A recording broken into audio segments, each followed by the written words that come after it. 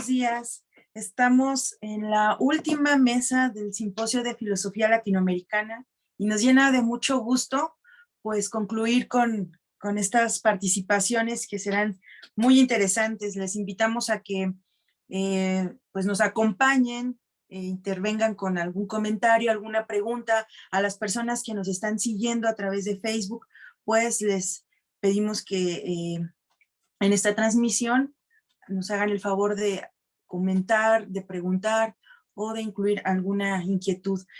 Agradecemos muchísimo su presencia, tanto a la mesa que hoy nos acompaña de excelentes investigadores y también al público en general que se va sumando a nuestra reunión. Bueno, sin más preámbulo, le voy a dar la palabra a los ponentes. Les pediré de favor que nos regalen un minutito de su presentación para que nos cuenten un poquito de su trayectoria, qué están haciendo ahora y también cuáles son sus intereses, ¿verdad? Vamos a empezar primero con María Esther Ofelia Posadas Ortiz. Ella nos va a compartir una ponencia titulada Lo intuitivo estético, su verdad en la propia mente humana.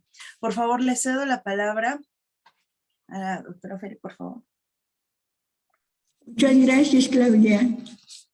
Te agradezco a ti y a todo el equipo que me están ayudando para esta transmisión. Y como dices, me da mucho gusto encontrarme con ustedes y con todas las personas que nos acompañan ahora. Esperamos que se vayan con más entusiasmo y que le echen ganas a su trabajo, a su misión.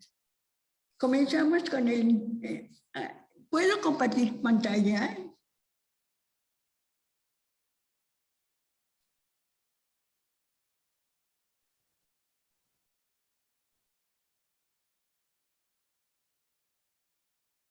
Jesús, ¿nos puedes apoyar con la doctora Ofelia, por favor, para que comparta su pantalla?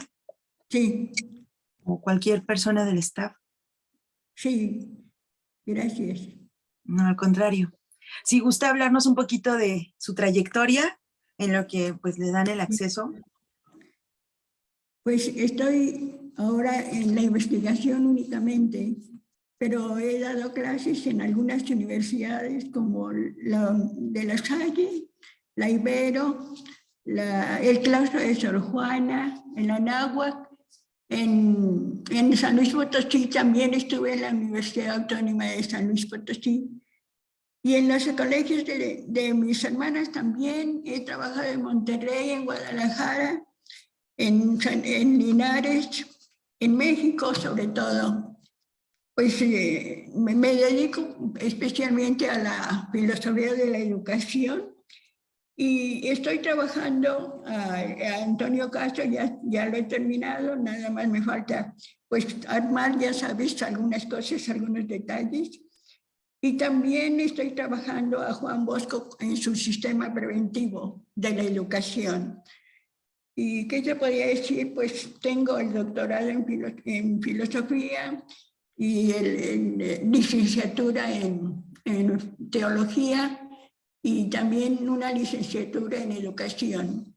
Y creo que con esto basta por el tiempo que tenemos, ¿verdad? Muchas gracias, Claudia. Entonces vamos a comenzar con nuestro trabajo. Como nos dijo Claudia, es el intuitivo estético, el artista que crea con lo propio de su ser humano. Nuestro filósofo Antonio Castro, mientras desarrolla la teoría del arte, aporta sus ideas sobre el ser del hombre. Piensa que el artista es creador cuando en su actuar desarrolla las características genuinas de su ser humano. Es necesario recordar que las raíces del pensamiento kantiano proceden de su momento histórico. El autor ahonda en el peligro del hombre porque no progresa en cuanto hombre. Quiere salvarlo mediante una vuelta a la realidad, a la vida, al nuevo humanismo. Es la época centrada entre las dos guerras mundiales. La teoría de la intuición aparece en el año de 1925 cuando rige el presidente Calles y los mexicanos sufren aún los desasosiegos consecuentes a la revolución y a la invasión económica del extranjero. Comienza la persecución a la Iglesia Católica por el mismo presidente, que también impone la ruptura de la Iglesia Católica con el Vaticano.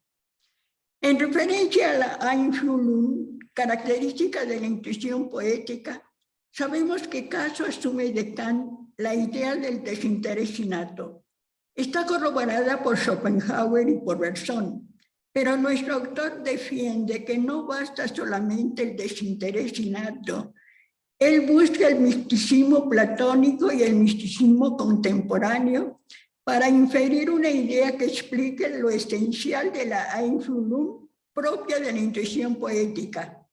Será la Einfühlung el medio para conocer la intuición poética y su expresión. Un elemento de la Einfühlung es la interpretación platónica de Plotino, quien señala que el amor es la intuición de la belleza. El amor se identifica con la verdad y con el bien. Esta clase de amor es intangible, pertenece al alma. Otro elemento proviene de la estética experimental contemporánea de dos alemanes, Lipps y Mühlmann. Ellos distinguen un reflejo de verdad en esa fuga del alma sobre las cosas que se admiran. Con relación a las cualidades de la Einfühlung, Caso busca distinguirlas en el proceso del arte. Encuentra que, a diferencia del mito, donde interviene más fuertemente la realidad, el arte goza de más libertad ante los objetos subjetivos e individuales. Para saber en qué consiste la creación de la obra de arte y conocer sus cualidades esenciales, se propone indagar el tránsito de la intuición a la expresión. En la teoría del arte descubre un punto oscuro fundamental, un enigma que nos daría la explicación del tránsito de la intuición a la expresión. Caso identifica la creación de la obra de arte con el paso de la intuición a la expresión de la obra estética. Encuentra en Leibniz la idea de distinguir los pensamientos como acciones nacientes. Estas acciones del sujeto pensante tienen en sí el poder de perfilar de antemano la acción del sujeto, o sea, del artista creador. Existe entonces la posibilidad de suponer que el entendimiento no solo nos ofrece la idea de una obra de arte, sino la misma obra realizada misteriosamente en él. Así tenemos que, de antemano, en el entendimiento, la obra de arte posterior. Caso se asimila al sistema filosófico de las ideas fuerzas de Fourier. Este autor construye su teoría de las ideas conativas. Afirma que toda idea es conativa. Según Leibniz y Fourier, en el entendimiento ya se da de antemano la acción, pero Caso no se limita al entendimiento. Él distingue en el entendimiento la acción de los estados anímicos y la acción necesita del espíritu y del cuerpo, ya que son los que tienden a consolidar la postura y la conducta del sujeto. Según el autor, los estados mentales no se engendran solos. Hay algo que aparece por modo misterioso y que une al espíritu con el cuerpo. Conocemos su existencia a través de las manifestaciones físicas del alma, del mismo modo como ocurre con una fuerza que, si no tiene un impulso interior, no va más allá de su ser material. La vinculación del cuerpo y del espíritu son dos realidades en una misma relación, a la vez arcana y trivial, que no se da sola, porque a ella se enlaza el origen del lenguaje y el enigma de la intuición poética, el misterio del arte. Esta relación constante de lo interior y el exterior constituye la suprema realidad del hombre. En esta realidad, las ideas que sirven para asegurar o diseñar nuestra acción sobre las cosas se exteriorizan en los saltos vulgares de la vida. Son ideas que implican siempre una esquematización, una estilización práctica de la realidad, Por tanto, la exteriorización espiritual obedece a fines utilitarios. Con este concepto de relación, Caso explica la apercepción trascendental o proyección lógica del yo puro en la que se geometriza el mundo o se le mecaniza para los fines prácticos del vivir. La vida vulgar no admite y sin embargo ha de realizarse porque es conativa, como toda idea, y propende a su expresión como todo movimiento. Pero la otra proyección del yo empírico, la proyección sentimental, es introyección que el mundo no consiente. Ambas constituyen las causas o fuerzas propulsoras que se integran y constituyen un nuevo resultado, creador e inédito. La vida ordinaria no tolera la intuición desinteresada ni la proyección sentimental. Entonces, ellas forman su esfera. Un mundo que parece duplicar la vida ordinaria y el mundo de los hábitos. Por consiguiente, el arte no se encuentra en una imitación de la naturaleza o en el desconocimiento de su valer. El arte es un elemento puramente humano, en que colaboran como excitantes las fuerzas exteriores. Con referencia a la Einfühlung poética creadora, subyace la tesis fundamental del autor, la cual consiste en mostrar que todo proceso cabal de la intuición poética termina en su expresión. La razón de ser de la intuición creadora es porque expresan. Analógicamente, es inconcebible suponer que el lenguaje esté separado del pensamiento. Entonces, ¿qué es la expresión? Según el autor, la expresión es un hecho, una historia de los hechos y las alteraciones que forman esa historia. Es como el trueno que se desprende del impacto entre las nubes. Es inadmisible entender la expresión como un signo arcano que surja del hecho manifestado. Caso identifica al humano en los grandes artistas. Ellos se constituyen en el lenguaje humano del espíritu. El autor apunta que su obra es su espíritu, materializado, exteriorizado, corporizado en símbolos. Su intuición permanece en su expresión. De este modo, Caso distingue la Einfühlung estética como empatía estética, creadora, poética, como el único recurso capaz para saber que la intuición se extiende íntegramente en la expresión. Ambas son una misma realidad. Ambas crean un nuevo ser real, la obra de arte que implica intuir y expresar. Es importante identificar el carácter cualitativo de la actividad creadora o poética, pero nuestro autor se sirve de ello para conocer lo propio del ser hombre, el cual no progresa con el mismo dinamismo que las ciencias y la tecnología.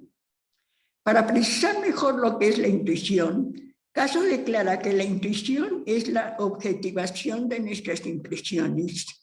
Ella vincula indiferentemente a la percepción de lo real con la simple imagen de los seres posibles. La intuición no es sensación, ni asociación o representación interior. Nuestro espíritu intuye solamente obrando, formando, expresando. En la proyección sentimental, el movimiento espiritual no se efectúa en los actos de la vida vulgar. La razón es que la vida vulgar no nos lleva a una inserción vital de nuestro ser en el mundo. Esto es propio de las ideas que compaginan con nuestra conducta ordinaria. Entonces, sabemos que el movimiento intuitivo es inútil, que no puede exteriorizarse y sin embargo tiende a exteriorizarse. De ahí que la intuición sea poética, es decir, creadora, expresiva. Lo fundamental sobre la plena unificación de la realidad, intuición y expresión es comprender cuál es la reacción verdadera de la poética. Caso apunta, la intuición poética creadora se unifica con su expresión. Es su expresión. El mundo de la vida y de la inteligencia sirve de soporte a un nuevo universo. Perdón, la región puramente humana del arte. De este modo, Castro confirma que el propósito último de este estudio consiste en mostrar que la integridad del ser del hombre implica reconocer y desarrollar en este ser todas las regiones de lo puramente humano, así como ha mostrado aquí la región del arte a través de la unidad indisoluble intuición-expresión. Para concluir, podemos pensar que según el pensamiento de Castiano, la actividad creadora de los artistas nos permite estimar una peculiar forma de saber lo que es el hombre en sus atributos propios. Castro tiene una respuesta positivamente afirmativa para abrir caminos a nuestro futuro inmediato. La existencia, la vida humana y natural, ahora tan terriblemente deteriorada, puede renacer límpida y potente mediante el imperioso proceso de ese algo que late como relación del cuerpo y el espíritu.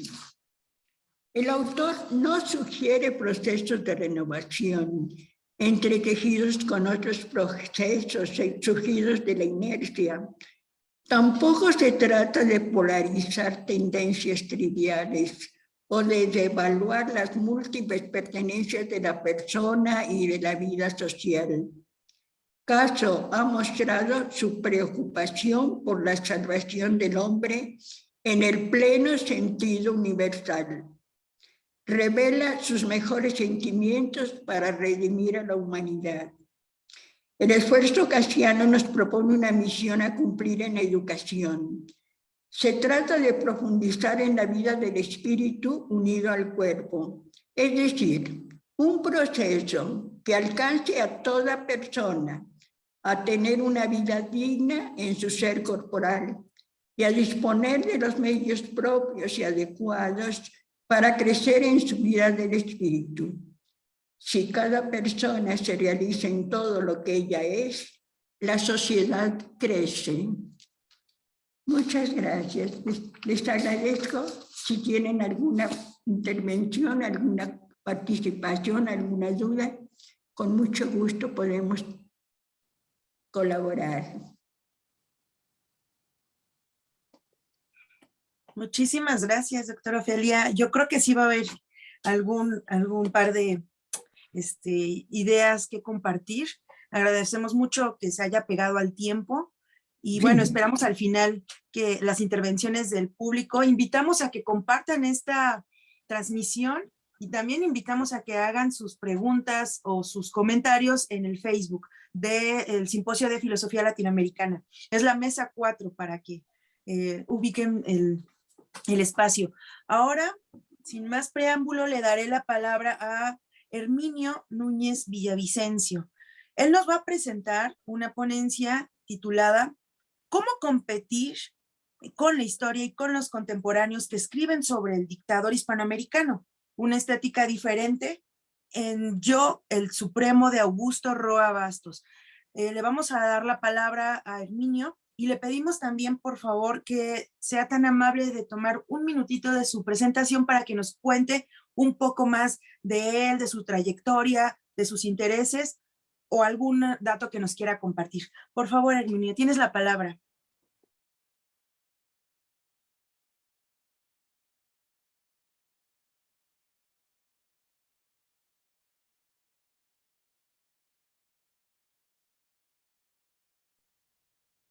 Creo que estamos teniendo alguna falla técnica con Herminio. Si es así, nos lo puedes comentar en el chat.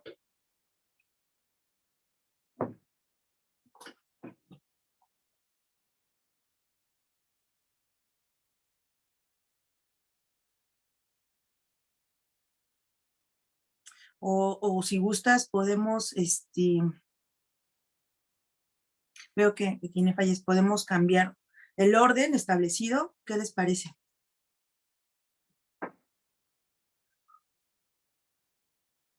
Yo creo que sí, Claudia, por mí no habría ningún problema, ¿eh? en lo que, porque también estaba viendo un poco de fallas que entra y sale. Entonces, si gustas, Herminio, cualquier situación ahorita la revisamos, te apoyamos en lo que gustes, mientras le vamos a ceder la palabra a José Manuel, si no tienes inconveniente, porque no te escuchamos, vemos que está ¿No me prendido el escuchan? micrófono. No, a Herminio. O sea, a ver Ah, si Herminio. nos escuchó con este mensaje.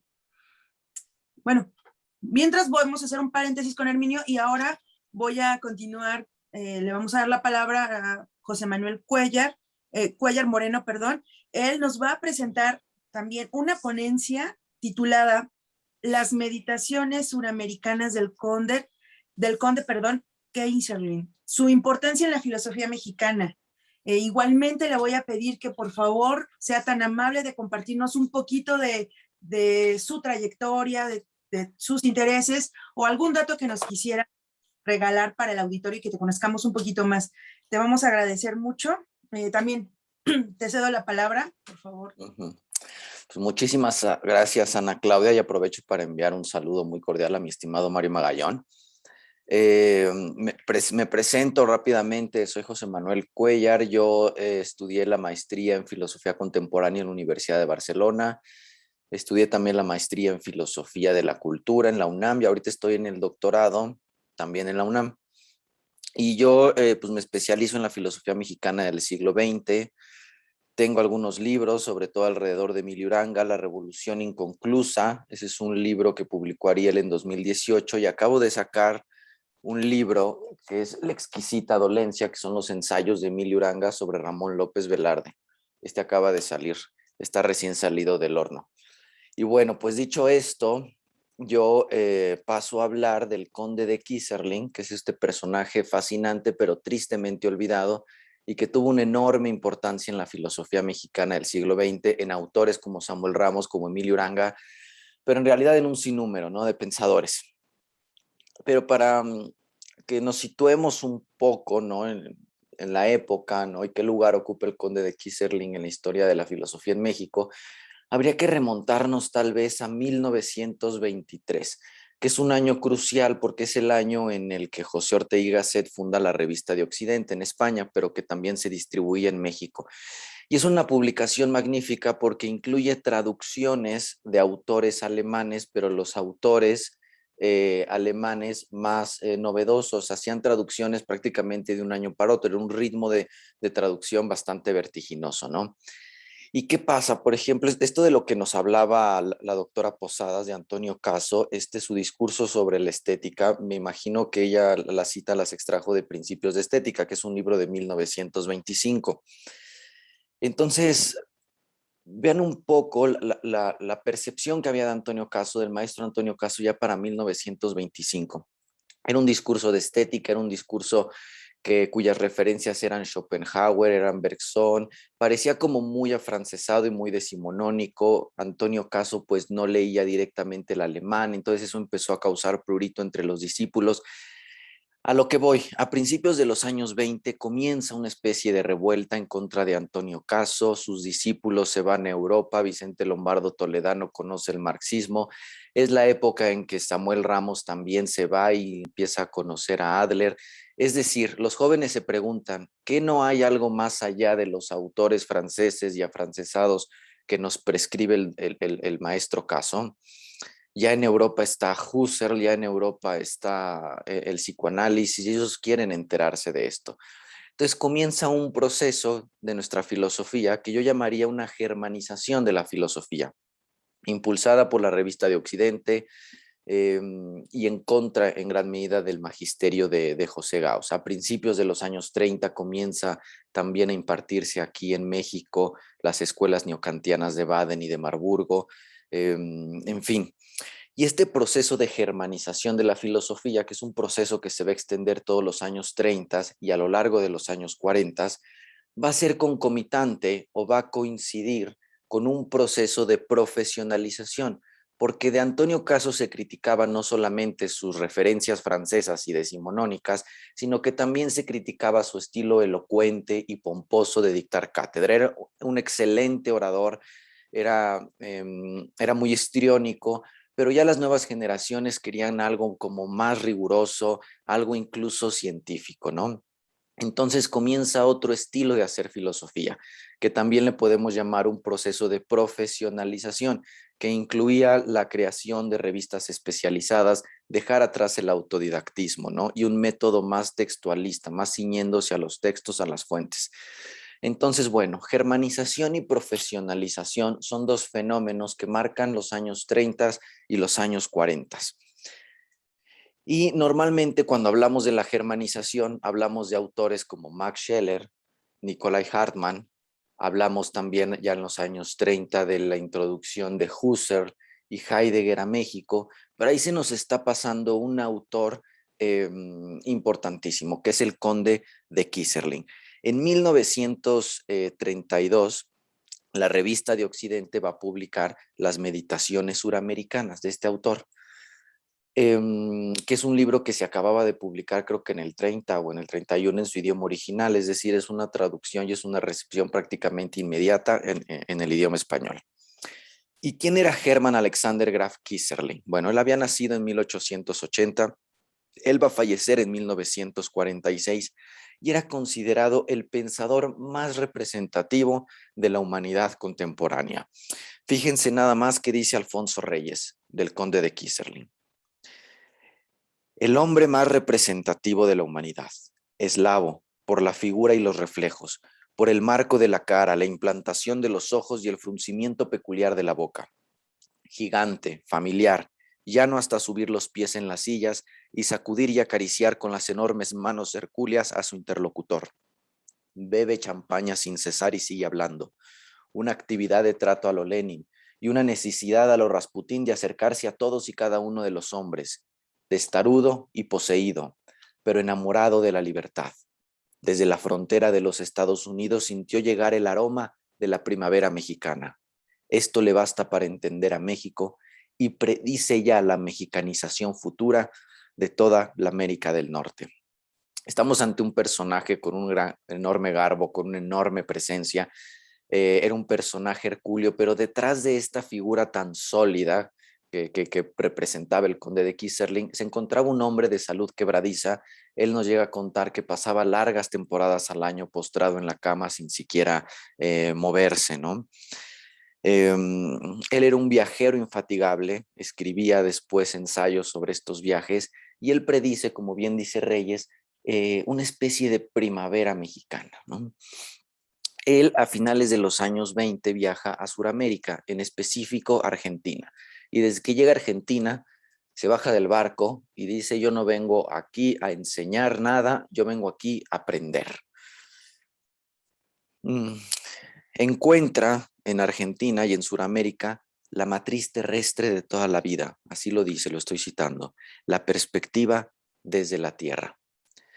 El paisaje suramericano constituye una reencarnación, todo lo atenuada que se quiera, del equilibrio entre lo animado y lo inanimado, propio de aquellas edades primitivas en las que lo animado comenzó a ser lo determinante y conforme a leyes propias. En este continente, la distribución general de las fuerzas naturales es aún tal y como en todos los demás ha dejado de ser hace millones de años. Por eso él llama a Sudamérica el continente del tercer día de la creación. Es decir, es como si Sudamérica todavía estuviese en un estadio previo, inacabado, en hechura de la creación. Esto no era ninguna novedad. Otros viajeros extranjeros también habían lanzado la acusación a Sudamérica de ser una especie de territorio primitivo, ¿no? Que todavía no había alcanzado el estadio evolutivo de otras regiones. Nada más que aquí el tono es muy diferente en el Conde de Keyserling. Conde de Keyserling no utiliza un tono peyorativo, despectivo, al contrario, esto lo ve como un atributo, como si todavía Sudamérica estuviese en fermento, como si todavía Sudamérica fuese una tierra creativa frente al anquilosamiento de Europa. Da en principio, dice el Conde de Keyserling sobre Sudamérica, la sensación de no hallarse sino a medias creado, de ser aún materia prima o un mero esbozo de la naturaleza. Los suramericanos entonces sí son primitivos, son salvajes, son inacabados, a medio hacer, nada más que, como decía, no son términos descalificadores, muy por el contrario, indican un arraigo profundo en el mundo subterráneo o el mundo abisal. Esto ya es un término recurrente en el Conde de Keyserling. Él distingue entre el mundo abisal. El mundo abisal es el mundo de la naturaleza indómita, es el mundo de la naturaleza discontinua, el mundo de las tinieblas, ¿no? Es el mundo todavía donde impera la indeterminación, frente al mundo de la luz, frente al mundo dominado por el espíritu, frente al mundo de la conciencia reflexiva, frente al mundo de la coherencia, frente al mundo del sentido. El suramericano, dice Keyserling, es total y absolutamente hombre telúrico. Encarna el polo opuesto al hombre condicionado y traspasado por el espíritu. Y justamente por esto, porque el suramericano se encontraba más próximo a la naturaleza telúrica que los pueblos intelectualizados, es que estaba en mejores condiciones de vivir la verdad primordial. O sea, el suramericano es un suramericano abisal, es un hombre telúrico, es un hombre que está más cerca de la naturaleza indómita y por tanto no está cegado por el espíritu, por la conceptualización racional y puede acceder a una verdad que los pueblos intelectualizados no. Y esta verdad le llama Keyserling la verdad primordial. ¿En qué consiste esta verdad primordial? Una conciencia de la debilidad, el hambre y el miedo primordiales, una conciencia de la precariedad y de la mendicidad constitutiva de la condición humana. Suramérica, entonces, vendría a ser a los ojos de Keyserling un mundo poblado de horrores, de inseguridad, de violencia desenfrenada, de violencia gratuita, un lugar donde el ser humano se sabe desnudo, vulnerable, impotente, sin voluntad, sin libre albedrío, arrastrado por un torrente ciego que Keyserling le llama la gana. Dice, el hombre suramericano no actúa de acuerdo a proyectos racionales, no actúa después de una deliberación racional, actúa porque le da la gana, ¿no? La gana, dice Keyserling, obliga y ata como la fuerza de gravedad, es un poder anónimo inarticulado. La impotencia primordial se manifiesta entonces para Keyserling como pasividad, insensibilidad, culto a la apatía, pero tiene una contraparte que es el carácter explosivo. Entonces, fíjense cómo comienza a ser un retrato del suramericano que después va a tener ecos en Samuel Ramos, que después va a tener ecos en todos los estudios sobre lo mexicano de los años 40. Esta imagen del suramericano como apático, pero al mismo tiempo explosivo. Este indiferentismo, dice Keyserling, que se extiende a través de todo el continente suramericano, es uno de los fenómenos más impresionantes que conozco. No significa falta de interés, ni en general carencia alguna, significa existencia ciega. Significa la primacía de la vida primordial en todo su impenetrable hermetismo. Lo esencial entonces del mundo subterráneo, lo esencial entonces de Suramérica vendría a ser la ausencia de toda representación, la falta de una visión de conjunto. A esto se refiere Keyserling con una existencia ciega, una existencia que es animada, que es motivada por esta fuerza gravitacional que es la gana. Se trata, dice Keyserling, de un abandono completamente irreflexivo de segundo en segundo a la pendiente y al ritmo de la vida primordial. De aquí que ante la ausencia de esta capacidad proyectiva, diga que no somos los suramericanos, dice Keyserling, no son perfectos imitadores, imitación no sería la palabra adecuada, sino improvisadores. El azar reina soberanamente, estoy citando a Keyserling. El azar reina soberanamente como en los tiempos de la Moira primitiva, incoherencia total e inconsecuencia absoluta y, sin embargo, la vida sigue, en fin de cuentas, un curso satisfactorio. Son muy pocos los suramericanos que toman completamente en serio sus actos, pues para ellos todo éxito en último análisis es hado o azar. La proximidad a esta naturaleza primordial también implica para Keyserling sensibilidad finísima, susceptibilidad, no rudeza ni anquilosamiento de los sentidos. Dice al revés, ¿no? Cuando se atrofia la sensibilidad y la excitabilidad es porque hay una hipertrofia del intelecto. El intelecto es lo que atrofia la sensibilidad. De aquí que donde no se le preste tanta atención al intelecto, todavía reina esta susceptibilidad, esta sensibilidad finísima. De aquí dice también Kieserling, la perífrasis sobre la expresión directa, la manera de hablar de los suramericanos que no tocan el meollo del asunto directamente. Las palabras aquí no son punzantes, sino que tiene que hacerse como una filigrana de palabras, revestirse de algodones todo cuando se dice. La dulzura en el habla y en las maneras del suramericano, ¿no? Que crean un espacio sin fricción, una especie de refinamiento, o sea, la cercanía a este mundo abisal y telúrico no crea rudeza, sino crea refinamiento. La rudeza proviene del intelecto. La libertad, dice Kieserling, no significa apenas nada para estos hombres suramericanos. Su vida es esencialmente un padecer y, sin embargo, la orientación de su ánimo es progresiva. De esto solo resulta ya un destino enteramente no europeo.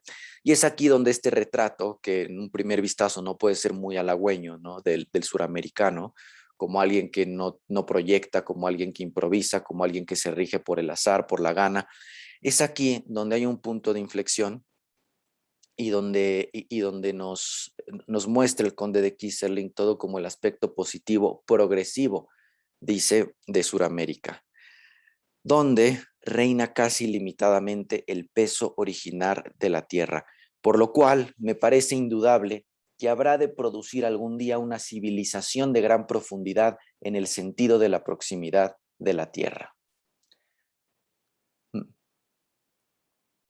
Es decir, el conde de Kieserling hace una inversión de los valores y dice, claro, Europa padece una especie de cerrazón, ha perdido su conexión con esta naturaleza humana, con esta verdad más primordial, y lo que se perfila en Sudamérica es como el nacimiento de una nueva civilización, pero una civilización subterránea o una civilización profunda.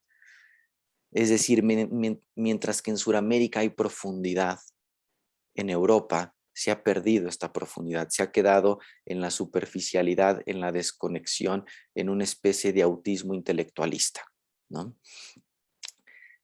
Podemos notar ya de entrada aquí las similitudes con un pensador coetáneo que es José Vasconcelos, que también creía que en Sudamérica estaba el destino, un destino no europeo, una civilización no europea y sin embargo superior a la europea, cuyo sino tenía que ser la estética, ¿no? Una civilización que se rigiera no por la explicación y la reflexión teórica, sino por la intuición estética, ¿no? De hecho, Kieserling en este libro elogia a Vasconcelos y le llama a Vasconcelos como el mejor filósofo de Sudamérica y de Latinoamérica, algo así. A lo que Vasconcelos responderá y dirá que Kieserling no le entendió. Pero bueno, no deja de haber ahí un importante puente de comunicación.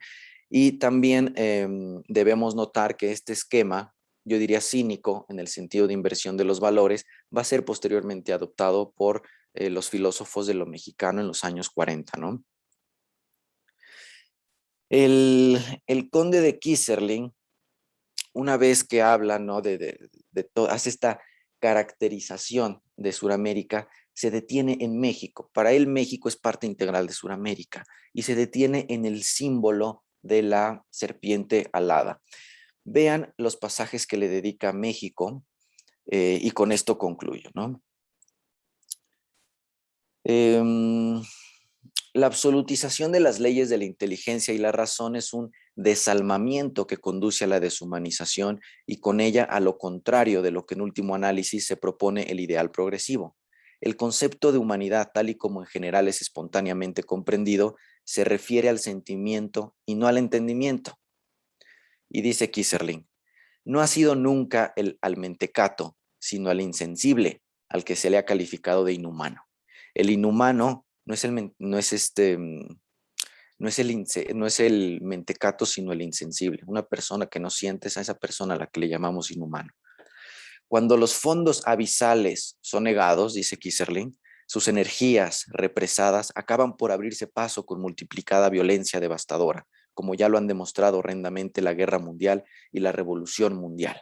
Aquí hay su explicación de la Primera Guerra Mundial, ¿no?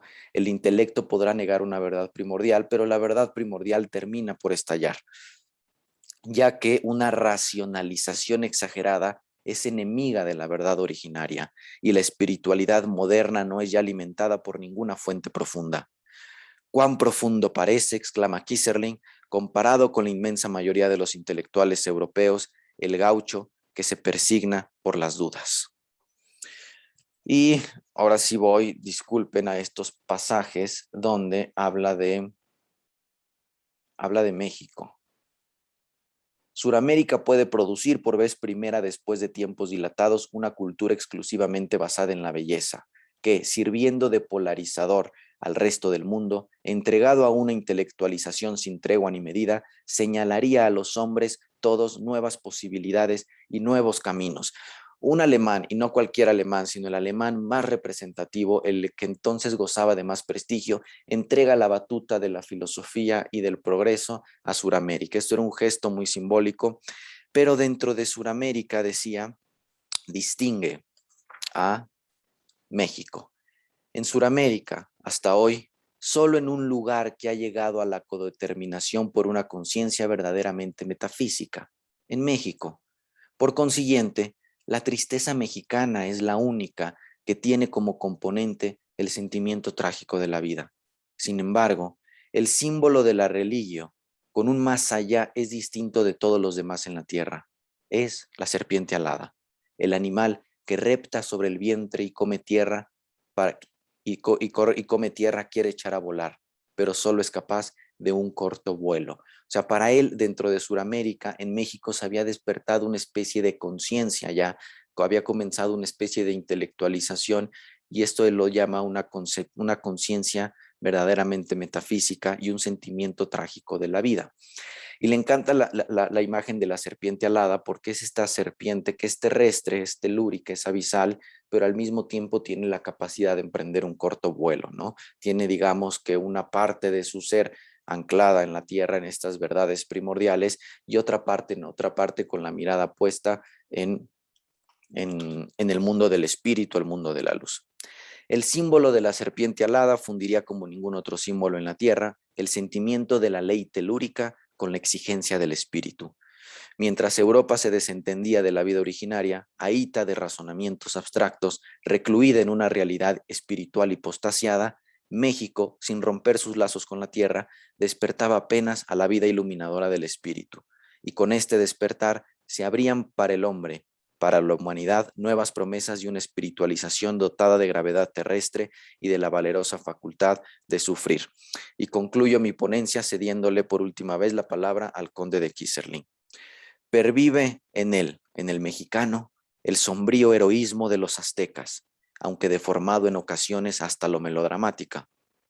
Pero los mexicanos son, sin duda, un pueblo fuerte y experimenta quizás una importante resurrección. Muchísimas gracias, Ana Claudia. Y me espero pues a la parte de preguntas para seguir. Muchísimas gracias. No, muchísimas gracias a ti por compartir, y yo creo que sí habrá algunos comentarios o preguntas que nos puedan hacer a ambos ponentes. Quisiera saber si, Herminio, ya estás en condiciones de compartir tu propuesta. Veo que estás conectado en 2 dispositivos, pero no hay señal o no hay respuestas de... Si nos puedes colaborar con esta... Perdón. Es que aquí sigo viendo... Sí, ya es posible escucharte. ¿Me escucha? Así es, solamente hay un eco.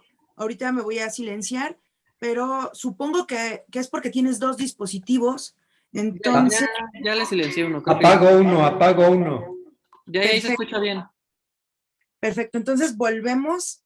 Ahora sí me escuchan. Así es, ahora sí te escuchamos. Ok. Volvemos nuevamente con tu presentación. Bueno, Herminio Núñez Villavicencio nos va a presentar la ponencia titulada cómo competir con la historia y con los contemporáneos que escriben sobre el dictador hispanoamericano. Una estética diferente en el Supremo de Augusto Roa Bastos. Si nos regalas un minutito, por favor, para presentarte y conocer un poquito más de ti, de tu trayectoria, de tus intereses, si serías tan amable. Y bueno, volvemos a hacer la invitación a las personas que nos están acompañando a que se sumen a los comentarios, las preguntas o cualquier colaboración que gusten aportar aquí en el enlace de Facebook del Simposio de Filosofía Latinoamericana. Con mucho gusto vamos a dar lectura a todas las inquietudes que nos comparten. Sin más preámbulo, le cedo la palabra a nuestro compañero Herminio. Por favor, Herminio, toma la palabra. Muchas gracias. Es un gusto estar con ustedes. Hay sensaciones de resurrección cada vez que se llegaba el calendario de este congreso, como que uno vivía momentos de nuevas perspectivas, riqueza, evidentemente, contactos. Y bueno, ya estamos otra vez, aunque con estos problemas de conexión a distancia. Bueno, también, por otra parte, quiero comunicarles que me siento un poco desorientado porque hasta hace 5 días me sentía fuera del Congreso.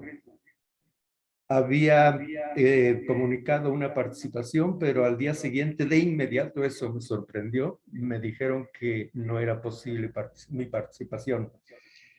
Pero el lunes pasado me comunicó un amigo que me veía en el programa. Dije, caramba, pues estoy fuera del programa. ¿Qué está pasando? Y me doy cuenta de que es otra mi participación. Es sobre este trabajo, sobre Roa Bastos, que tiene su historia, se los voy a contar ahora. Y entonces, bueno, hay una especie de conjunción de 3 trabajos que tengo realizando ahora. Y el título que aparece en el programa, que es cómo compartir con la historia, etcétera, etcétera, me parece un reto que pues habría que tomar en cuenta, ¿no? Porque parece que es una especie de compendio de los 3 trabajos que les mencioné. Bueno, al punto. En realidad, el trabajo que voy a presentar no es un trabajo exclusivamente mío, es más bien el fruto de una síntesis de lo que mis alumnos han venido realizando en ese intento de hacer una lectura adecuada de un texto literario. Se ha hablado mucho de Roa Bastos, de que no ha tenido la aceptación de vida en Latinoamérica, que en otros países es laudado, que tiene muchas traducciones, etcétera, etcétera. Pero todo eso inquietó a mis alumnos y el último elemento que nos orilló precisamente a dedicarnos a estudiar a Yo el Supremo fue que una universidad francesa pedía colaboración a mi cuerpo académico en un proyecto de investigación. Entonces, bueno, se los comuniqué a los alumnos y estuvieron encantados. Vamos a aceptar el reto. ¿Por qué esa novela tan compleja? Pues vamos a medirnos, vamos a tratar de ver en qué sentido podemos leerla, cuál es la visión que podemos tener de esa producción artística, pero que tiene evidentemente una relación estrecha con Latinoamérica. Y entonces, pues me vi precisamente en la posibilidad de emprender el estudio de Yo el Supremo. Pero antes, como me habían pedido que diera una síntesis de mi currículo, aquí se los voy a dar de una manera muy apretada. Yo estudié en lenguas y literaturas europeas en Italia. Después regresé a México, hice la maestría en estudios literarios. Enseguida hice una especialización en informática para las humanidades y finalmente regresé a Europa para un doctorado en filología en la Complutense de Madrid. Pues ya llevo un poco de años, ya cumplí el año 45 en mi institución, no he cambiado desde que regresé a México en el 76. Hasta la actualidad he venido trabajando en la misma facultad, en la misma academia, etcétera, etcétera. Así es que, pues no sé, tal vez es una pobreza, es una visión un poco cerrada de la realidad, pero por otra parte tengo otras ventanas que me ayudan en este sentido. En este trayecto que he hecho, pues fundamentalmente me considero un académico, digamos, un entusiasmado por el conocimiento y de una visión un poco transversal, porque estoy convencido de que sí debe haber la especialización en una disciplina, pero lo más importante y lo que tiene, digamos, relación con la experiencia personal es una visión mucho más amplia que abarca todo lo que podamos tener, digamos, en consideración cuando afrontamos un problema. Un problema no lo afrontamos, como he dicho, con mi currículum, únicamente con la filología, o en este caso únicamente con la filosofía. Y creo que en estos años lo que ha venido perfilándose es precisamente esa intención de cambiar la visión que hay de literatura. Digo, me refiero a la opinión más alargada, dominante, digamos, en nuestra sociedad, de que la literatura pues es una disciplina fácil, es una disciplina de simple imaginación, de simple creación y prácticamente al capricho. Creo que desde el inicio me di cuenta, desde joven, desde muy joven, cuando empezaba a hacer mis pininos en algunos pequeños ensayos, me di cuenta de que la literatura era mucho más y fundamentalmente de que era una complementación en toda esa ambición que tenemos de conocimiento. Entonces, esto es lo que ha, digamos, centrado mi experiencia de trabajo durante estos 45 años. Y es lo que he venido trabajando últimamente, sobre todo centrándome en la teoría literaria. Y en la teoría literaria es obvio, pues hay una recurrencia, hay una continuidad, hay un continuo, digamos, rememorar elementos, pasos, tanto de la filosofía, de la historia, de la psicología, de todo esto, de tal manera que el estudio de la literatura no es tan sencillo, no es tan divertido únicamente como se piensa, repito, en la generalidad, sino que tal vez, y en mi punto de vista, es una de las perspectivas de estudio mucho más complejas, porque nos obliga precisamente a echar mano de toda nuestra capacidad de conocimiento creativa y todo lo que ustedes puedan imaginar, interpretativa, para precisamente lograr una buena lectura en caso de lectores, o me imagino que de eso lo sienten también los creadores, porque no pueden crear si no conocen, digamos, su realidad, su contexto, si no tienen una visión del pasado y si no tienen alguna perspectiva, digamos, de continuar en esta vida. Bueno, pero regresamos al planteamiento, digamos, del trabajo para este congreso. En ese contacto con los alumnos y sobre todo con el reto de estudiar a Yo el Supremo, pues había muchos problemas. Iniciamos con la lectura, las primeras de las lecturas del texto, y nos dimos cuenta de que era casi imposible tener una visión así de inmediato de cuál sería el perfil de estudio que adoptaríamos.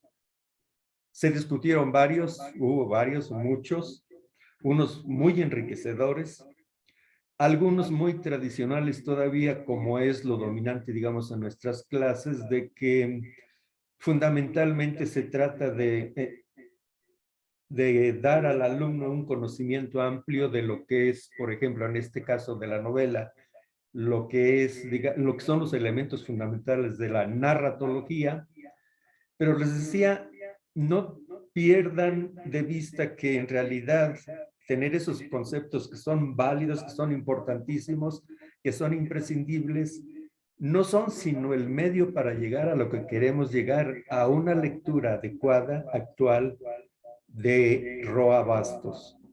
Bueno, empezó la vertiente de opiniones sobre esta novela, y hubo muchas, como les decía, pero algunas sobre todo enfatizaban la manera de organizar la narración en la novela. Se dieron cuenta de que no era una narración tradicional que tenía un inicio, un desenvolvimiento, un desarrollo y una conclusión, sino que tenía partes y que estas partes prácticamente se podían ver como autónomas en la interioridad de la novela, como islas, de tal manera que estas no necesariamente pedían un inicio en la narración, sino que partiendo de una de ellas se podía muy bien abarcar toda la lectura de la novela y tener una visión de su totalidad. Otros acentuaban, por ejemplo, la riqueza lingüística que tenía la novela, porque hablaba precisamente del pasado del Paraguay y sobre todo de su riqueza lingüística guaraní, que se intersecciona, que se entreteje precisamente en el desarrollo de la novela. Este punto, como el anterior, son dos puntos que de entre los 8 o 10 que se perfilaron, que más o menos nos daban la idea de cómo se iba perfilando una visión de América Latina y sobre todo del Paraguay que nos ofrecía esta narración dedicada precisamente a el dictador de ese país, pero que también, o más bien los alumnos veían que no estaba centrado en su persona como individuo, sino que tenía una visión mucho más amplia que abarcaba prácticamente la historia del Paraguay y en algún sentido, bueno, sobre todo la ubicaba en estas décadas, digamos, de finales del siglo XX, y perfilaba, digamos, una visión de futuro del mismo país que no es muy diferente del que todos nos construimos, nos estamos construyendo de la totalidad de América Latina. Bueno, pero les decía, en estos dos puntos ya los alumnos mismos se daban cuenta de que evidentemente esta estructuración, esta presentación de Yo el Supremo obedecía a un desarrollo que venía registrando la novela en Occidente, sobre todo a partir de los años 20 del siglo pasado. A eso obedecía precisamente su estructuración, a eso obedecía la importancia que da Roa Bastos al lenguaje, pero no solamente al lenguaje, sino a la idiosincrasia, muchos elementos más, que iban perfilando entonces un lugar de América Latina, una postura propia de América Latina ante el contexto más amplio que era el occidental, sobre todo en este muy concreto caso de la narrativa en la novela. Bueno, nos dimos cuenta de entonces de que, repito, había muchas maneras de iniciar esa lectura de la novela. Y aquí lo que más me llamó la atención era que prácticamente yo no estaba participando con un horizonte que les impusiera a los estudiantes, sino que ellos mismos iban recabando perspectivas posibles que les daba el texto. Enfatizo que el texto mismo les ofrecía y que les permitía indagar algo más porque eran conscientes de que ese texto tendría que ser estudiado, tendría que ser interpretado. En eso consiste precisamente el reto de tener una relación con una obra de arte. Y eso dependía de muchas cosas, dependía precisamente de su capacidad de lectura, de lo que habían hecho ya en su transcurso, digamos, de estudiantes, en lo que conocían de su realidad y en lo que podríamos sobre todo recabar del trabajo del seminario de tesis. Todo esto evidentemente que presentaba una riqueza inmensa que pudiéramos casi decir nos ocuparía años de investigación, pero evidentemente que pues, nuestros programas tienen un límite, tienen, digamos, la obligación de entregar resultados en determinado tiempo, y bueno, y fuimos viendo esa posibilidad de hacer, pues no libros, sino pequeños artículos, pequeños ensayos sobre esos primeros accesos a la novela, y nos fue presentando, digamos, esa posibilidad amplia de lectura. Esto se los participo así de manera muy resumida en lo que ha venido siendo la experiencia, digamos, de este seminario. Pero por otra parte, como les decía al inicio, cuando les hablaba de un reto porque veía la conjugación de 3 trabajos, esto también nos abre la posibilidad para afrontar, digamos, la perspectiva de la literatura en relación a la visión del pasado.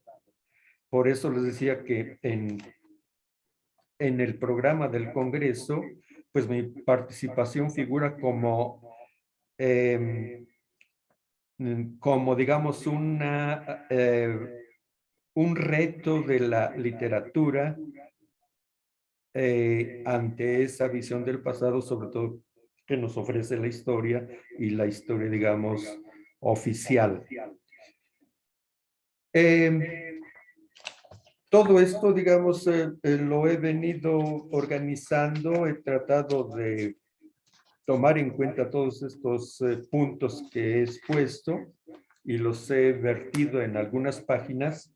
En los minutos que me restan, si me permiten, puedo empezar a leer el trabajo que presenté precisamente para el Congreso, que repito, creo que era el que había presentado el año pasado.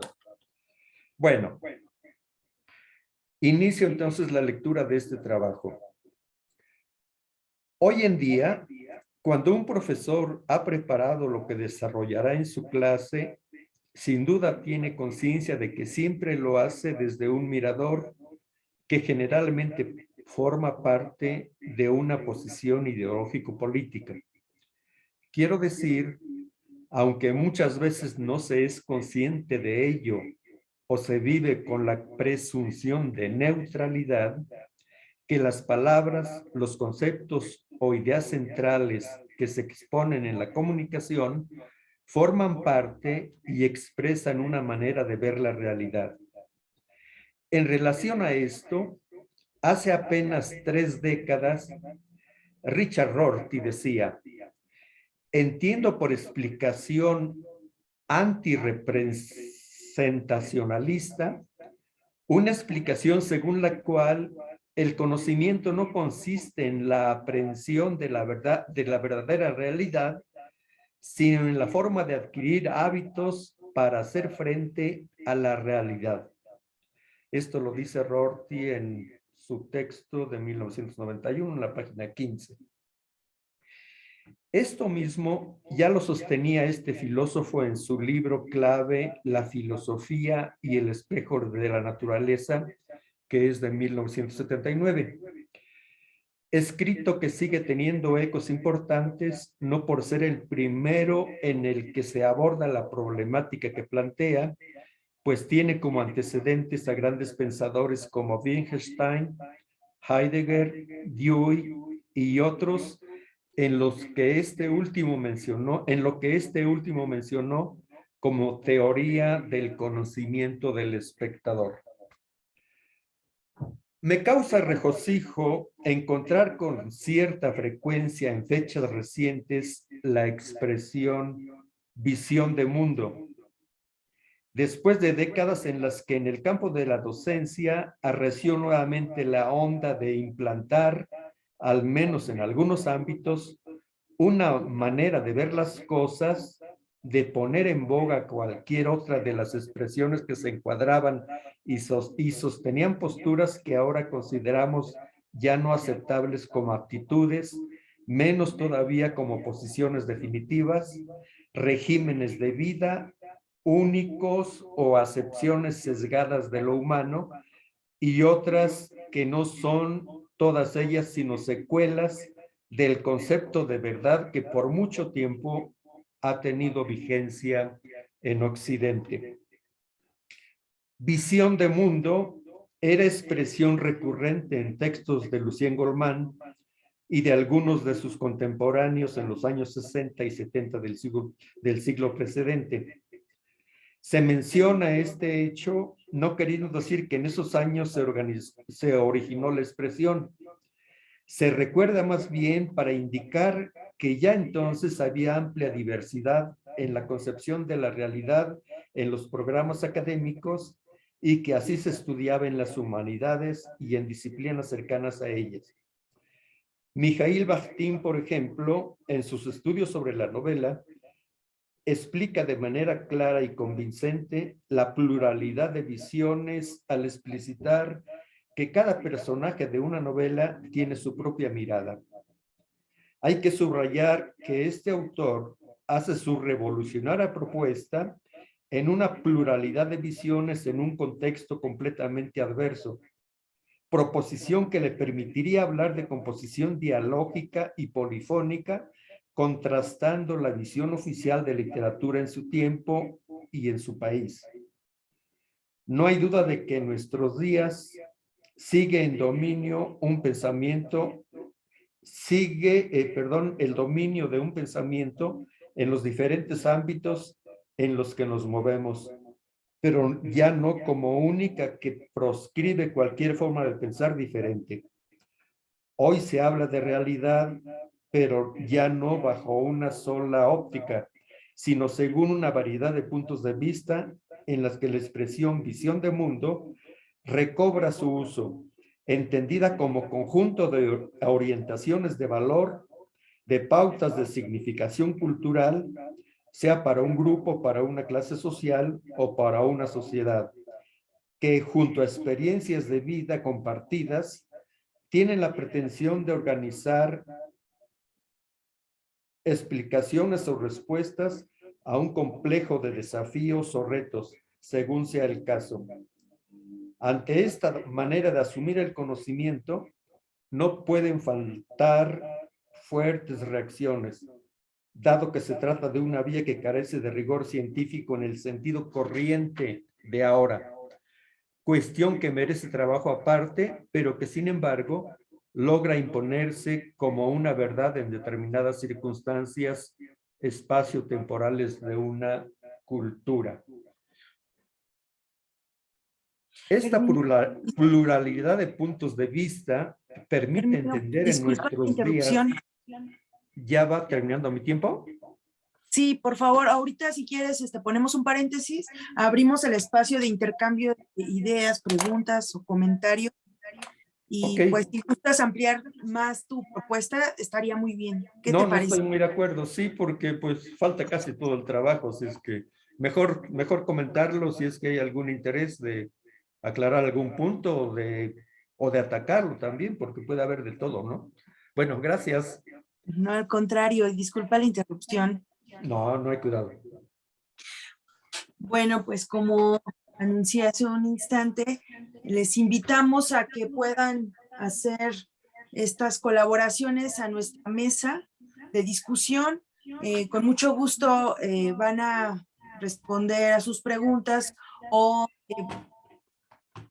retroalimentar también sus trabajos o agregar algún punto que haya quedado pendiente. Ofelia, José Manuel y Herminio. Así que tienen la palabra, por favor, público, en el Facebook o a través de nuestra sala. O entre ustedes también, panelistas, les invitamos a que comenten o amplíen algún punto que haya quedado sin mencionar o que quisieran ahondar en él. ¿Gustan tomar la palabra alguna o alguno de ustedes?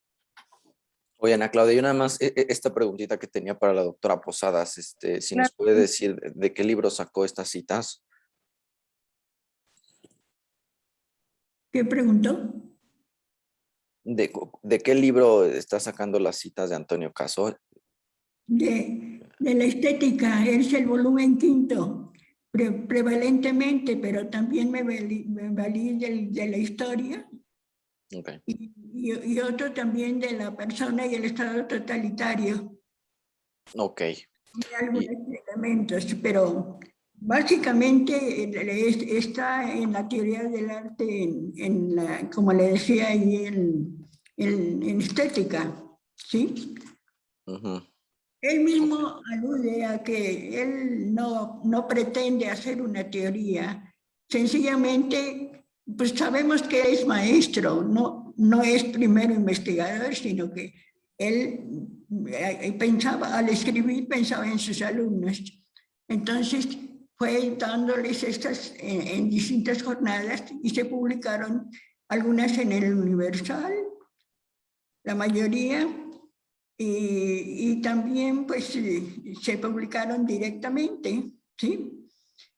Pero como le decía, son estudios que ha recogido de las clases que daba a sus alumnos en ese tiempo. ¿Sí? Recordamos Mascarones, José Gaos, pues todos los con los que estaba compartiendo eso, ¿sí? ¿Es lo que me pregunta o algo más? Muchas gracias, doctora. Sí. ¿Alguien más tiene algún comentario, alguna reflexión que compartir, algún punto que ahondar? Todavía tenemos suficiente tiempo para que pueda haber este intercambio de ideas.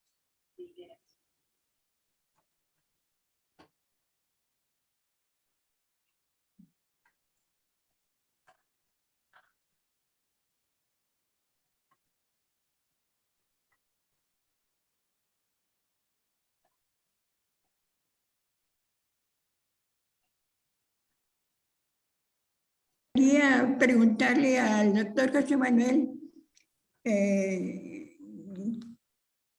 también es decir, que nos explique más ampliamente la opinión que tiene acerca de los estudios de los mexicanos, que los estudios que hicieron de los franceses, o sea, la filosofía francesa, cómo intervino en los pensadores contemporáneos, ¿acaso? Digamos, cuál es el fruto, cuál es el provecho que hemos sacado con estas enseñanzas, porque hay mucha diversidad en los filósofos franceses y como que la postura que presentó el doctor José Manuel, pues para mí es un poquito novedosa, ¿sí? Y pues quisiera saber con más precisión eso que él habló en relación a la filosofía francesa que influye en México.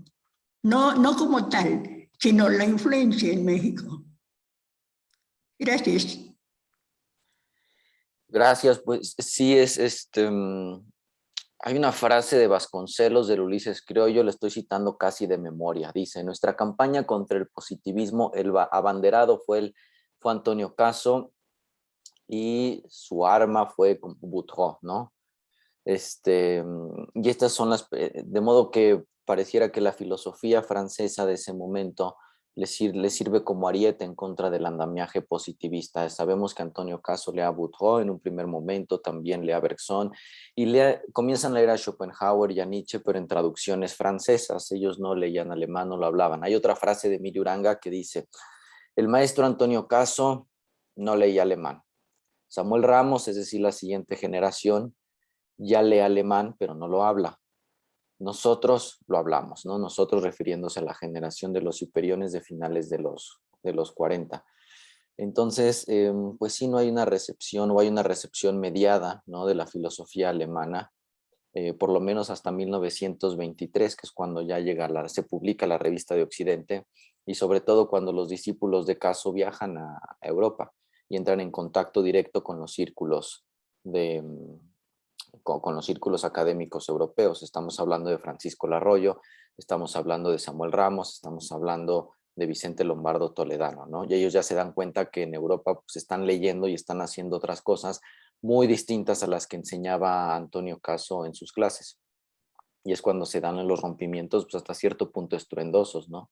El más sonado fue el de Samuel Ramos en contra de Antonio Caso, y las acusaciones fueron tres, o sea, fue nada más lea franceses, pero además a franceses ya pasados de moda, que ya en Europa ni siquiera los leen, o sea, no está al tanto de las novedades y no está al tanto de toda esta revolución metafísica que está tomando lugar en Alemania y en Viena, que es la revolución del psicoanálisis y la revolución de la fenomenología, que es una manera completamente muy distinta de enfocar los problemas, ¿no? Ya no es esta concepción que todavía la tiene Antonio Caso de pensar la filosofía a partir de sujeto y objeto y a lo mejor recurrir a una teoría romántica del arte, como pueden ser las personalidades de excepción, etc. Esta es la primera acusación, no está al tanto de las novedades que se están publicando en Alemania. La otra es de que tiene un estilo muy pomposo y elocuente que no es riguroso a la hora de hacer filosofía. Y la tercera es de que se repite, ¿no? Dicen, todo lo que dijo, esto lo dice Samuel Ramos, ya lo publicó en 1916 y en 1919, refiriéndose a la existencia como economía, como desinterés y como caridad, y desde entonces no ha hecho más que repetirse, ¿no? Dice Samuel Ramos en el 27, ¿no? 28 ya lo está diciendo Samuel Ramos, ¿no? Y es cuando él se va a poner a leer a Adler, ¿no? Se van a poner él y a Scheller, ¿no? Adler y Scheller, completamente. Entonces ya es un giro de referentes, es otra ya constelación de autores, ¿no? La que marca Samuel Ramos en adelante, y es cuando Antonio Caso, perdón por extenderme, hace un silencio autoral. O sea, Antonio Caso publica muy poco entre 1920, 30, 31 y hasta 1934. En medio, claro, está toda la polémica con Vicente Lombardo Toledano, pero la gran sorpresa es de que el siguiente libro que publica Antonio Caso es justamente la idea, dos libros sobre Husserl, ¿no? Como una manera de decir, me estoy poniendo al día, ¿no? Claro que todavía tengo esta frescura y tengo esta capacidad de adaptarme. Pero es verdad que ya a partir de los años 30, Antonio Caso se le ve como una reliquia afrancesada. Tiene un puesto honorífico, es una autoridad máxima en la filosofía, pero ya se le nota como un autor rezagado, como una gloria pasada. En los 40, con la llegada de los exiliados españoles, muchísimo más. Ahí ya la vanguardia la tienen pues Joaquín Xirau, Juan David García Vaca, José Gauss, que traducen, o sea, agarran el texto en alemán y lo empiezan a desmenuzar letra por letra. Esto no lo hacía Caso, no se había hecho en México, por lo menos en el siglo XX, aunque este juicio hay que matizarlo, porque si uno lee con cuidado, ¿cómo se llama? Su libro de 1941, La persona humana y el Estado totalitario, que es gran parte compilación de artículos de los años pasados, no vemos a un Antonio Caso para nada rezagado ni anacrónico, es incluso hasta cierto punto profético, y hasta tiene un capítulo dedicado a Heidegger, que es la sedia, ¿no? O sea, era la idea que se tenía de Antonio Caso, pero si uno lee sus textos de los años 40, se ve que no, que era un autor bastante contemporáneo, bastante vigente y muy lúcido, ¿no? Que no fue para nada, no envejeció, ¿no? Para nada mal Antonio Caso, ¿no?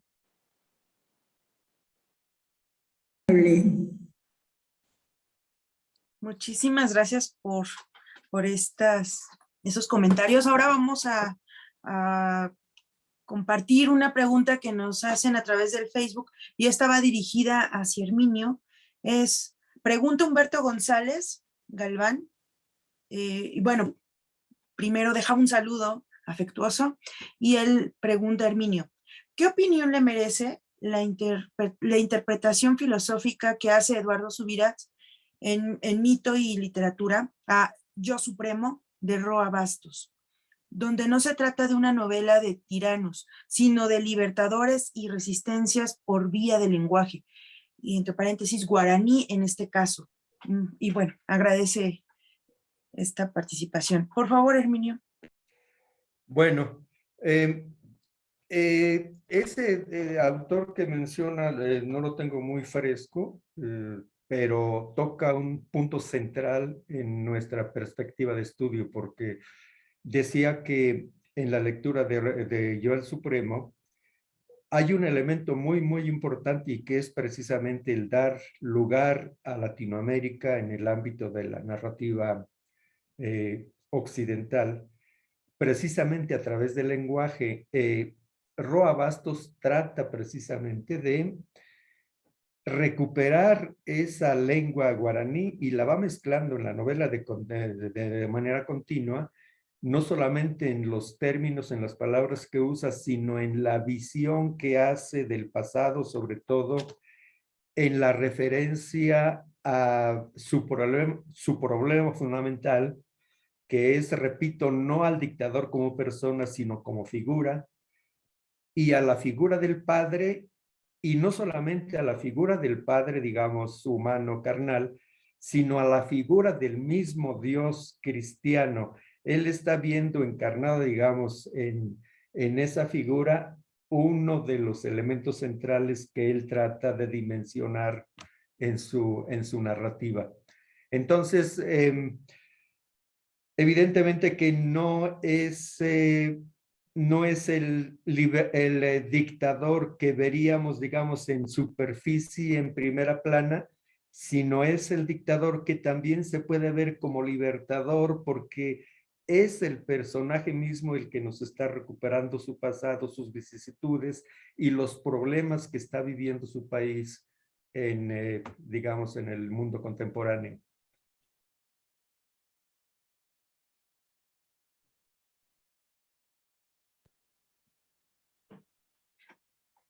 Muchísimas gracias, Herminio.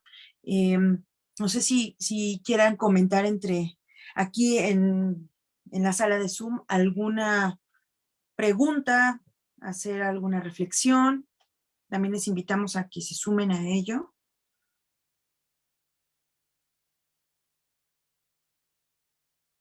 O incluso ustedes mismos, los panelistas, la panelista.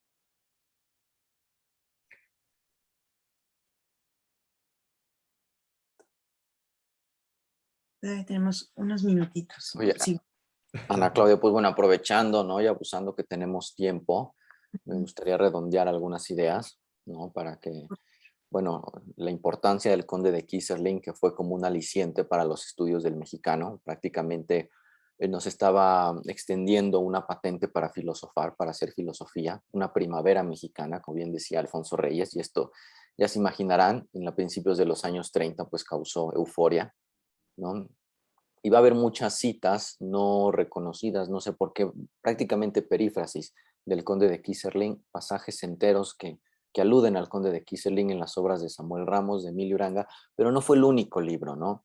Yo creo que esta exposición estaría incompleta si no pusiéramos al lado del conde de Keyserling y de la fiebre que causó en México el conde de Keyserling otros libros como La decadencia de Occidente de Oswald Spengler, que también causó euforia en México, todo mundo lo leía, iniciados, no iniciados, con esta sensación de que un europeo y sobre todo un alemán reconocía la decadencia de Europa y parecía implícita o explícitamente reconocer que el futuro de la humanidad estaba en América y específicamente en México, ¿no? Esto también fue un enorme aliciente para la filosofía en los años 30, pero no solamente, también me he encontrado libros, por ejemplo, este de Adolf Reichwein, El despertar de México, que ya el título nos pone tras la pista de lo que se propone, ¿no?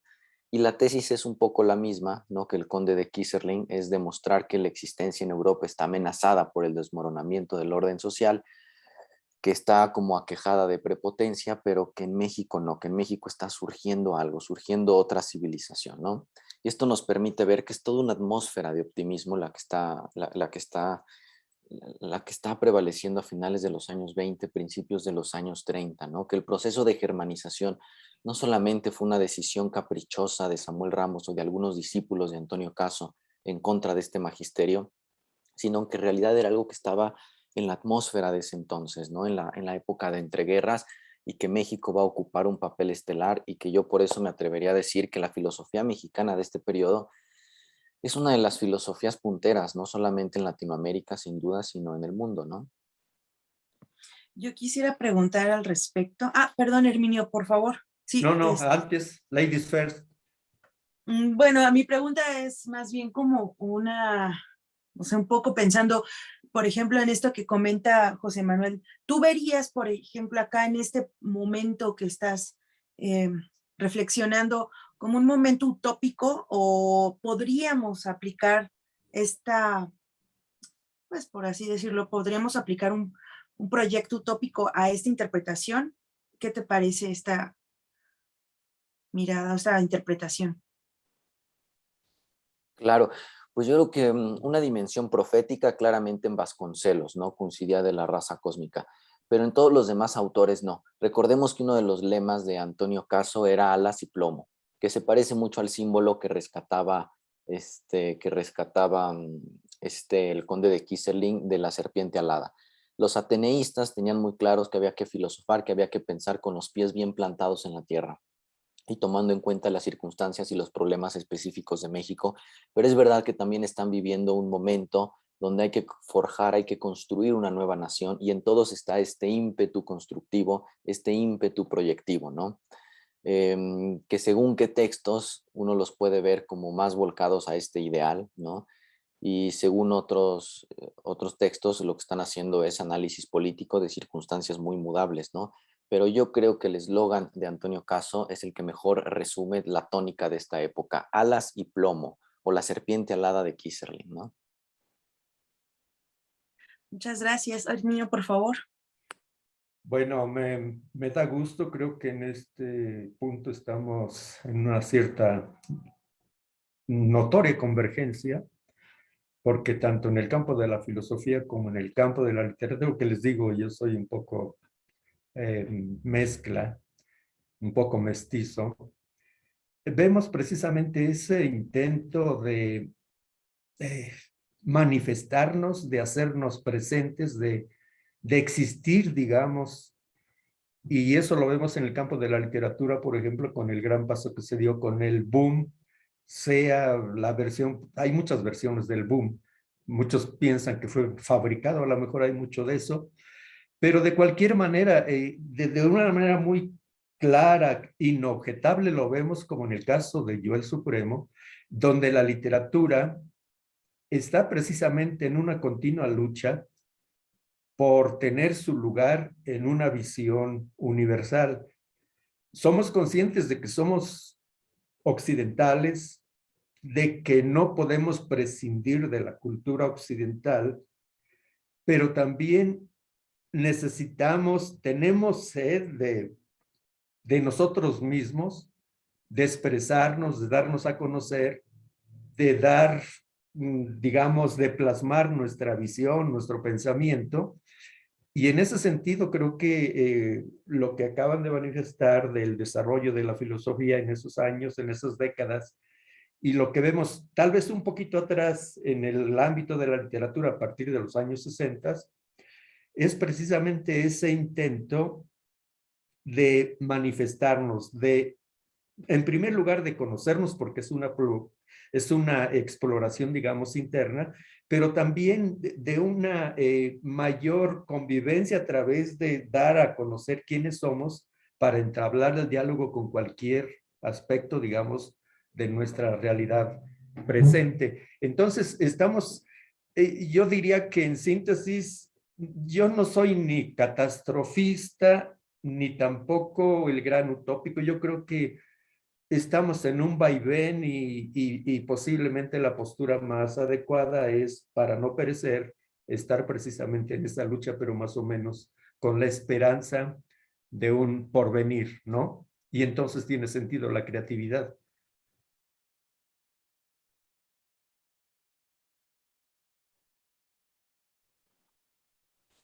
¿Puedo agregar algo rapidísimo? Estoy muy de acuerdo, Herminio, con lo que dices, porque creo que lo vemos en la literatura, lo vemos en la filosofía, ¿no? Del siglo XX. No es una filosofía nacionalista, existe ese prejuicio, ¿no? Entre aquellos que no quieren estudiar la filosofía mexicana del siglo XX porque dicen que es un periodo nacionalista, incluso folclorista, incluso patriotero de nuestra historia, pero para nada, ¿no? O sea, es una filosofía, un proyecto filosófico que perseguía la emancipación mental, la independencia cultural, ¿no? Este es el eje.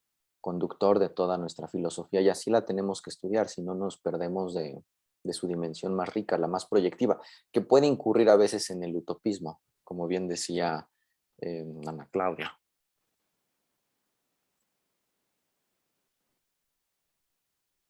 Doctora Ofelia, ¿gusta comentar algo al respecto? Porque en este momento me estaba ausentando, perdone, sobre el caso o sobre la historia, o qué es lo que me estás cuestionando. No, solamente le invitaba a que si gustaba agregar algo o compartir alguna reflexión sobre lo que se está aquí discutiendo, pero como guste. Pues sí, gracias. Yo voy con el doctor Núñez, Herminio Núñez, al pensar en el pasado, porque, digamos, los logros de Caso tienen su fundamento, ¿no? Él sabemos que es eminentemente antiintelectualista, pero a los albores del siglo XX, ya ves que se pensaron varios jóvenes a reunirse y formar el Ateneo de la Juventud.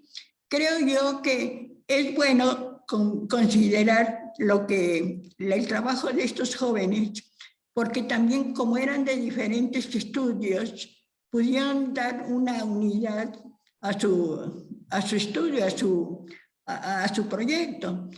Y esto también ayudó mucho digamos que en la esfera intelectual para detener y frenar un poco las luchas, todo lo que hubo en la década del 10 al 20. Vemos que Caso no fue muy directamente, nunca fue político, ni directamente agredió, pero él se valió de la cultura para hacer notar a la gente, no solamente a sus estudiantes, a sus alumnos, sino para hacer notar que esa no es la vida. El estar peleándose entre hermanos y estar destruyendo a sí mismo y destruyendo la naturaleza no conducía más que al desastre. Y es así como él tiene una perspectiva como algo que le inquieta, algo que él mismo dice, algo que no se ve, que no se siente, perdón, que no se ve, pero que sí existe. Y esa perspectiva era reanudar, renovar al hombre. Al hombre, renovarlo en general, pero sobre todo al mexicano. De manera que estos estudios, aunque sean de diferentes canales, de diferentes rutas, sus estudios siempre tienen un común denominador, que es sacar de la tragedia existencial al hombre. Aquí encajan sus estudios sobre la existencia, pero no son un fin. Eso es lo que no se le captó a Caso, según yo, según mi opinión, que tanto la existencia como economía, como desinterés, como calidad, no son la finalidad de Caso, sino que son un medio para hacer conocer que la existencia del hombre tiene una razón de ser, tiene un sentido, y por tanto no es el término. Y el sentido es que el hombre tiene una perspectiva, tiene una realidad en sí, que le va a llevar a una existencia permanente. Él defiende la felicidad del hombre en la esperanza de algo luminoso, de algo que existe, que no se ve, pero que se le conoce. Y todo hombre, todo ser al que lo niegue, todo ser del hombre tiende a inmortalizarse. Por eso los monumentos que nos están mostrando, por eso el que tiene un hijo y que sabe lo que es prolongarse él mismo en ese hijo, todo eso hace notar cómo todo hombre tiene ese afán de permanecer y de perdurar. Él no termina como una planta o como un animal. El alma del animal sabemos, la tiene, pero es un alma animal. Y es algo muy diferente el alma inmortal del hombre. Es un don, es una propiedad, una característica que solamente le atañe a él. Por eso se interesa tanto por el enigma del enlace y de la vinculación entre el cuerpo y el espíritu. No es que él tienda a una creencia determinada. Esto él lo dice filosóficamente, pero siempre está haciendo notar que desde la filosofía el hombre puede encontrar su salvación. Claro que lo que dice don Luis Villoro, que caso coge para su costal lo que le conviene, pero si somos coherentes, todo filósofo tiene algo de otros, los mencione o no. Y es así como crece el pensamiento. Hay que tener bases. Las raíces siempre vienen del pasado. Se aprovechan, como lo hizo Caso, para el presente, pero también para dar algo al futuro. A sus jóvenes, él daba por sus jóvenes todo lo que tenía. Y entonces vemos cómo es que el pensamiento filosófico puede tener cabida para ayudar al hombre a salir de cualquier situación, incluso la pandemia que estamos viviendo. La pandemia no es la causa, la pandemia ha sido causa de muchos desastres, de muchas lágrimas, de muchos dolores, pero esa pandemia va a pasar. No puede perdurar. Ya se anuncia una post-pandemia, pero desde el punto de vista científico se puede ver como, digamos, como algo que puede ser solucionado por la química, pero no, hay que ver más allá. El hombre persiste en su obstinación. El hombre se quiere destruir a sí mismo, pero no por causas externas. Su problema es él mismo. Si yo interiorizo hacia mí, me doy cuenta de que puedo sacar de mí algo que ayude al que tengo conmigo codo con codo. Y eso es lo que Caso habla y lo que insiste, en defender al hombre y sacarlo de sus riesgos, ¿verdad? Muchas gracias, Ofelia, por compartirnos esta reflexión. Estamos a punto de cerrar, pero no quisiera dejar esta pregunta que nos hacen en el chat. El compañero ya le estoy cambiando el nombre. El compañero Jesús Bucio pregunta a José Manuel concretamente, ¿crees que sin el conde de Keyserling se hubiera desarrollado el movimiento de la filosofía de lo mexicano? O sea, cuando Samuel Ramos escribe el perfil del hombre y la cultura en México, tiene en su escritorio las meditaciones suramericanas del conde de Keyserling. Igual Emilio Uranga, cuando escribe su ensayo de una ontología del mexicano, tiene al lado en el escritorio las meditaciones suramericanas del conde de Keyserling. Entonces, la filosofía de lo mexicano, que es una expresión que acuña Samuel Ramos, pues yo creo que sí, por supuesto hubiese existido, porque responde a una potencia vernácula, no solamente es un don que nos entregan los alemanes de este periodo, pero seguramente hubiese sido muy distinta. Con el conde de Keyserling es pieza clave, si no es que es el principal, el frontal referente para la caracterología del mexicano, ¿no? Para la base de esta filosofía de lo mexicano, yo creo que sí es un autor crucial, y lo mencionan, pero lo mencionan como a pie de página e insisto, como que lo parafrasean, pero no sé por qué existe como esta renuencia a darle una mayor autoridad, ¿no? Aunque vimos, ¿no?, las citas de Alfonso Reyes y tal, pero sí, es muy buena esa pregunta, Jesús. Y me gustó mucho ahora lo que comentó la doctora Posadas, porque me sorprende escuchándola la vigencia de Antonio Caso, del pensamiento de Antonio Caso. que se nos olvida que él está pensando la pacificación de México, que él es el gran pensador de la dignificación de la condición humana. No solo somos individuos, no solo somos personas irreemplazables, y cuando él nos habla de la intuición estética no es algo ocioso. Estamos, no solo de pan vive el hombre, también tenemos necesidades de belleza y tenemos necesidades de bien, ¿no? Y ahí es donde entra la intuición estética, ¿no? Ese momento donde contemplamos un objeto y nos vaciamos, ¿no? Hay una renuncia del yo en la contemplación estética, ¿no? Este acto de abnegación ya se prefigura en la estética. Pues muchísimas gracias, Ana Claudia. No, gracias a ustedes.